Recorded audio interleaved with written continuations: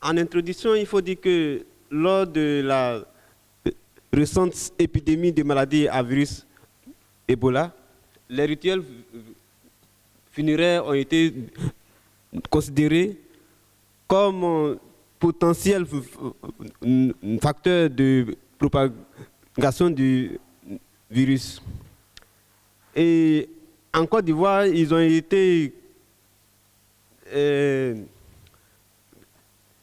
considérés comme pratiques traditionnelles dangereuses parce que justement, en 2014, l'OMS a fait un rapport selon lequel ces pratiques ont contribué à environ 60% des cas de transmission en Guinée. Alors, il va y avoir un rappel des mesures de biosécurité qui repose sur l'isolement des mourants d'Ebola, l'aménagement des rituels funéraires. Dans le même contexte que Ebola, lorsque l'épidémie du sida a commencé, la maladie a été inscrite sur la liste des maladies à déclaration obligatoire dans les années 80, bien que le cadavre du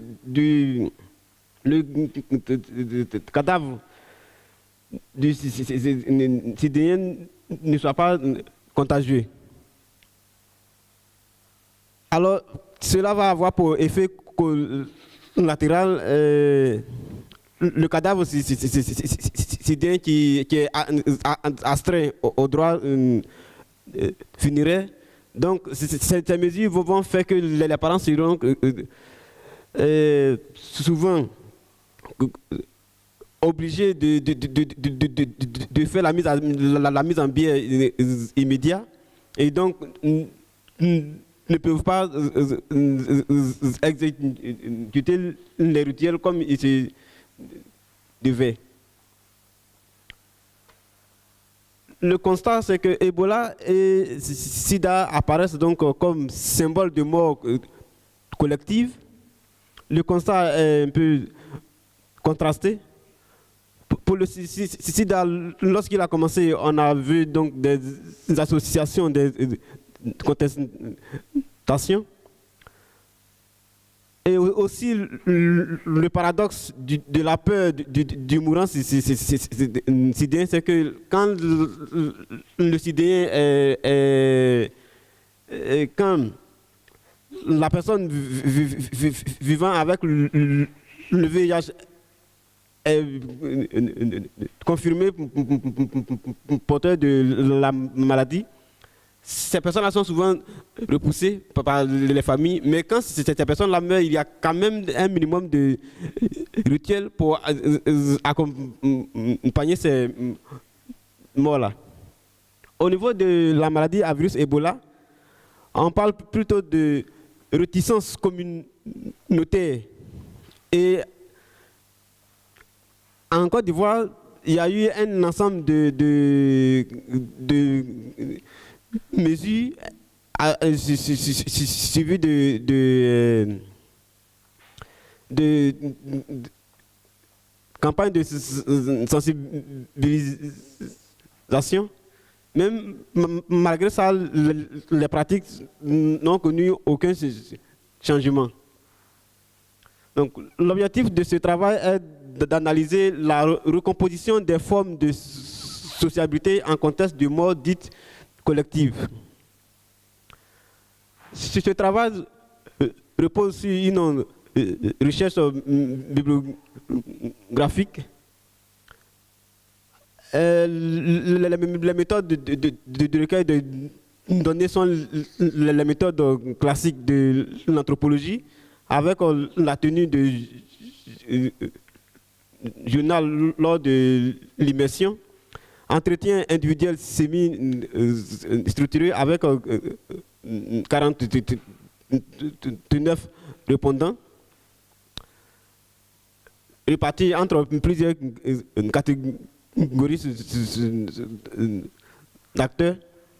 L'observation directe et participants, nous avons assisté à des séances de traitement de cadavres à la morgue, assisté à des veillées funéraires. Il y a eu aussi des recensions de documents pour analyser et pour traiter et analyser ces données. Nous avons fait un truc thématique et analyse de contenu. Les principaux résultats de ce travail en comparaison avec SIDA, c'est que ce travail nous a permis nous montre qu'il existe une diversité, une variabilité et une spécificité des rituels funéraires. À chaque type de mort et selon le statut social du mort, il y a des rituels qui accompagnent ce mort. Si la culture considère cela comme une bonne ou mauvaise mort. Aussi, c'est que cette étude nous a permis de savoir que les rituels funéraires sont aussi flexibles et malléables. Donc, ils ne sont pas aussi figés comme le pensent certains anthropologues ou la santé publique. Aussi, c'est que Ebola et SIDA ont permis de savoir que chaque fois qu'il y a une mort collective, il y a rupture avec les rituels ordinaires. Les populations cherchent à savoir c'est quel type de mort qui s'est infiltré dans la société, et à la suite de ça, on cherche des rituels adéquats.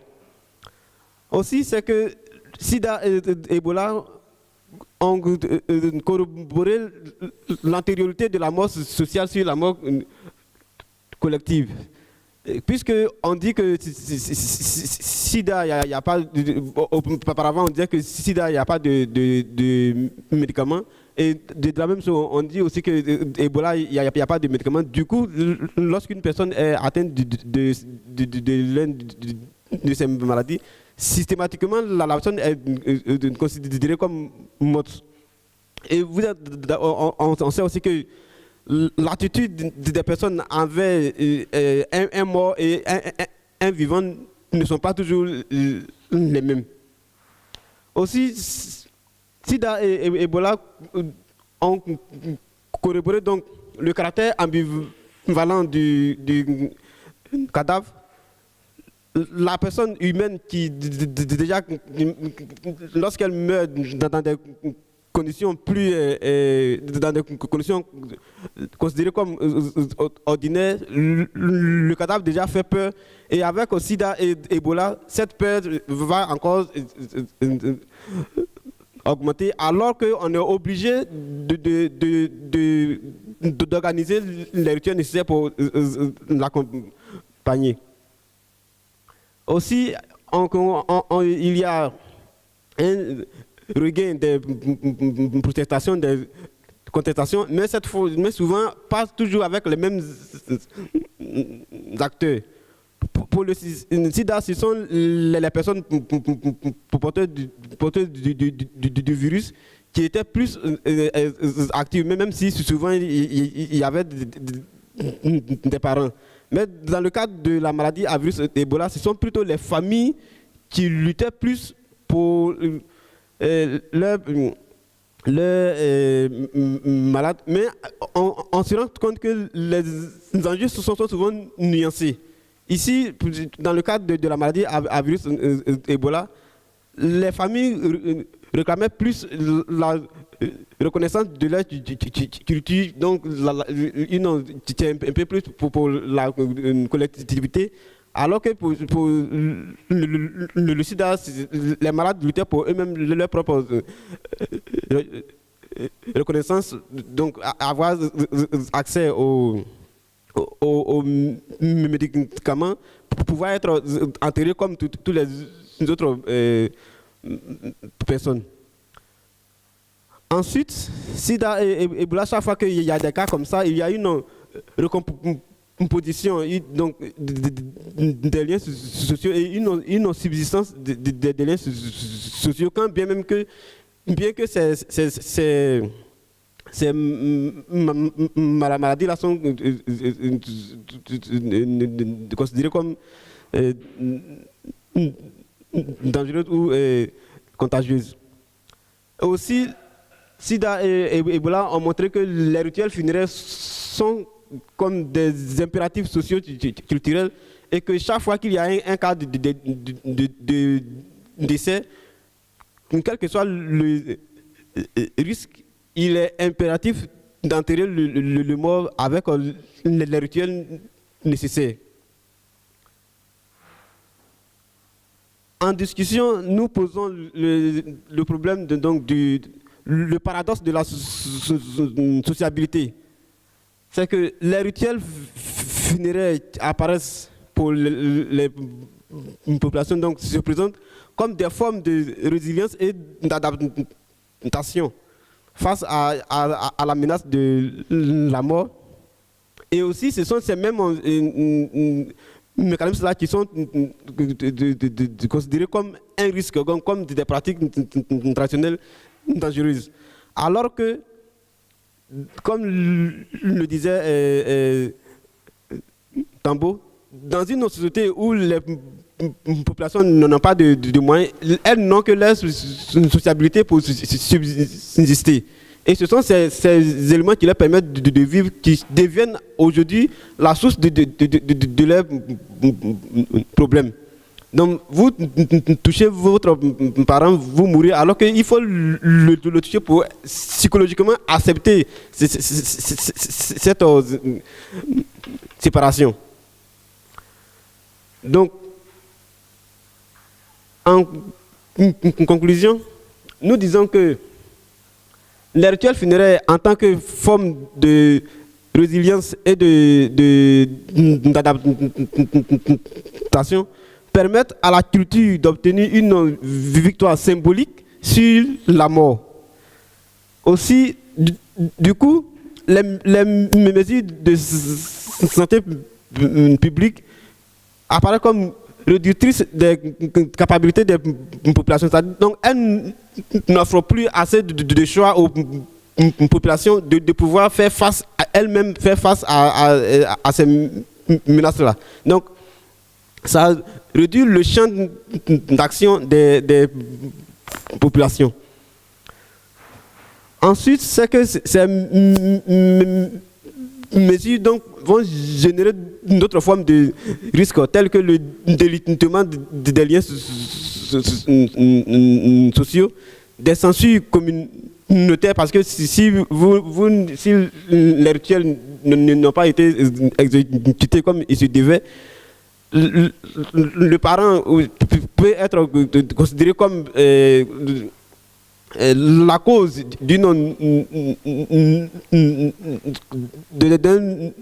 nouveau malheur dans la société. En même temps, il se sent obligé aussi de le faire parce que s'il ne le fait pas et qu'un jour il perd aussi un parent, il n'aura personne aussi pour l'aider. Aussi, c'est que chaque fois qu'il y a ces cas, les acteurs changent et toujours avec des enjeux différents.